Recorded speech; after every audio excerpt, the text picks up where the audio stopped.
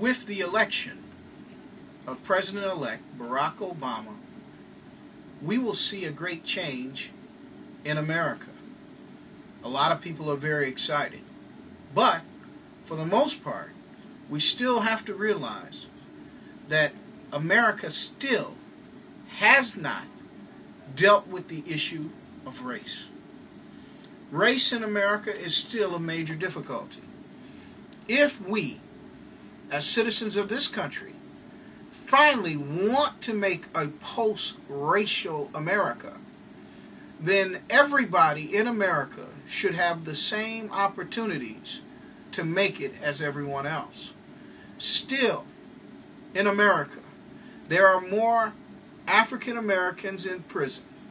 We still invest more money in the prison industrial complex than we do in education. There is more wealth going into incarceration than education. These are issues that must be dealt with in this country in order for this country to finally make a true change. Yes, our hearts are happy. The burdens of many years that were put on so many, such as Dr. King and Ida B. Wells and Fannie Lou Hamer, was made into realization on November the 4th, 2008, when the final election tallies began coming in and proclaiming Barack Hussein Obama as the President-elect of the United States of America. But for the most part, we still need to realize that drugs and guns and violence are still in our communities. There's a lack of entrepreneurship opportunities that are still there. And the only people that can solve those problems are us. By his election, President-elect Barack Hussein Obama, it is our responsibility of Africans that live here in America to stand up and realize that the bar has been set to a higher standard. The best thing that we can do as a community is to join in together and stop the things that affect us ourselves, beginning with our own homes, our own families. One family at a time, one house at a time, one apartment at a time, one individual at a time. We need to raise the bar of standard for all of us. His election would be in vain unless we take personal responsibility for our own homes and our own families.